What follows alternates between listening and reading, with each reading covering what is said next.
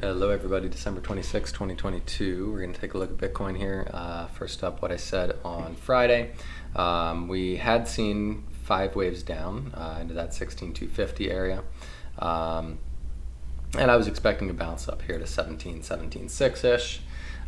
We've gotten about that 17K, haven't seen it go higher quite yet. Let's see what else here. I am long. I've got a long from 16,650. At this point, I'll probably set break-even stops on that, to be honest. The recent action has been just really messy. I am still looking for now for that higher area, maybe 17.3 or so. But it is not going to do it in a clean way, if it does it at all. It is certainly possible that it just falls from here as well. Because in the bigger picture, I am looking for lower. I've been looking for 12 to 14K. So whether or not we get that little push up kind of remains to be seen. So for now, I would say I still expect a bit higher first, but it's kind of not as clear as maybe previously it was. Not quite the best chance of it actually doing it. So anyway, let's just take a look. I was looking at, this is our A wave, this is our B wave of a correction for this second wave danger zone, right? And so we're looking for C, and a C wave typically has 5. At the time I was looking at this potentially as a 1-2, looking for 3, 4, 5, something like this. Now that's not gone away necessarily. This just basically stretched out our second wave essentially, and we're still looking for 3, 4, and 5 most likely. However, as I said, it has gotten a bit convoluted, especially this action in here that we just saw. Arguably, when I saw this happen, I said, okay, that's actually a pretty reasonable 1 and 2 of 3. We could then see 3, 4, 5 really nicely like that. This action right here, it doesn't necessarily take that out of the picture, but it's a little weird. I suppose this could be 1, 2, and then this is our little micro 1, 2, but it's very odd. And it's gonna need to get a move on pretty darn quickly here, to get if we're going into wave 3 of 3, we should be hitting above 17K in the relatively near future. I don't typically play with normal, quote unquote normal trend lines, because many times I find them to be irrelevant. For instance, this was a trend line here, and you can see we really haven't dropped a lot from that.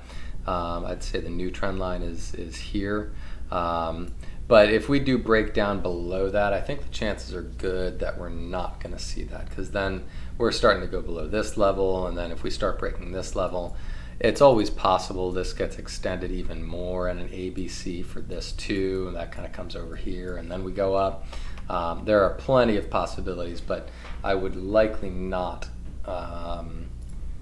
want to be stuck in a long if it starts dropping. So that's why I'm thinking, maybe break even, or even potentially stop and profit, slightly in profit, just underneath this level maybe. It's kind of what I'm thinking is going to be my play going forward.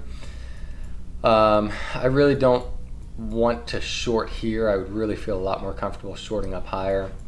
So I'm hoping I get the opportunity to do that, but it doesn't really matter. I'm in cash anyway, so for me, any of these trades that I'm taking are really just short-term trades, and I'm not going to jump into something unless it gives me the proper setup, which technically proper setup would be getting into this area, because my stop point would be up here, and I don't really want to mess with it.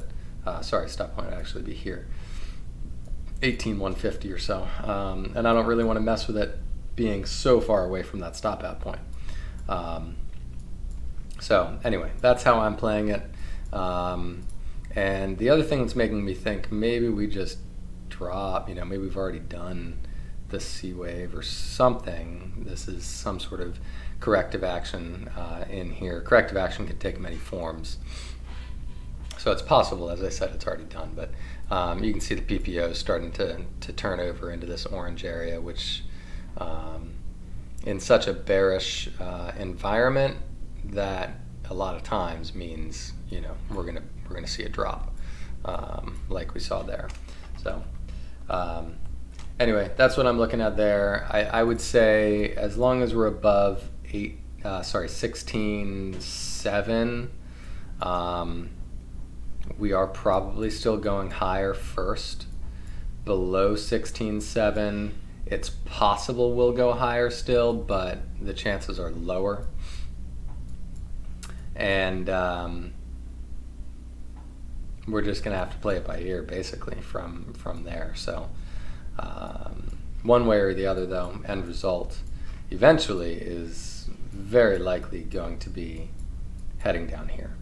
And that depends on where this drops from, how far down. If we've already topped, then our target's about 13.3 in the normal scheme of things. If this follows normal fib levels, it could certainly break down further than that in a third wave, meaning that our fifth wave goes even lower. That's always a possibility, but the normal target, if we've already topped, is about 13.3. And if we head up higher, that comes up a little bit higher to about 13.6, 13.7. But generally that 12 to 14 area is what I've been looking at as our next sort of major stop in this bear market. And then we'll see from there. Whenever I see an actual impulsive move up, I will be ready to long, but as of right now, we've not gotten it. So definitely safest to be in cash, in my opinion. I'm remaining in cash until further notice. So all right, everybody, I will touch base with you all on Friday. That'll be the last video for 2022. That's pretty crazy. The year's gone by pretty quickly. So anyway, maybe we'll get, well, we'll always get new opportunities, but maybe we'll get clear opportunities in 2023. And I would really love a new bull run. It's way easier to make money in a bull run. I've made plenty of money in this bear market, but in comparison, a bull market is just ridiculously easy to make money. So requires a lot less work, and you can make a lot more money. So I am hoping for a new bull run at some point, even if that's just a correction. I'm sure we will get it at some point. All right, everybody, I'll talk to you on Friday.